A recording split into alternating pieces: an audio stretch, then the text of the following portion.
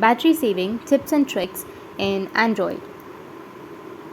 So if you want to save your battery on Android, then what you need to do is you just need simply go with your settings at first. Under settings, you may have power marination. If you find that option, which is power marination, you just need simply tap on that option and it will have advanced settings on it. But if you don't find that option, you just need simply scroll down and just simply tap on battery.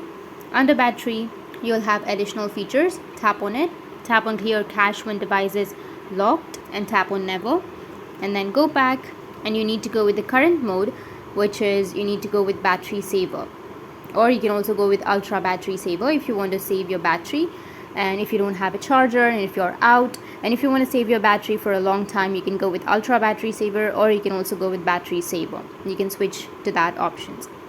After that, you just need to simply go back and make sure that your developer options is turned on, and after that you need to just go with search, and under search you need to search for background process limit.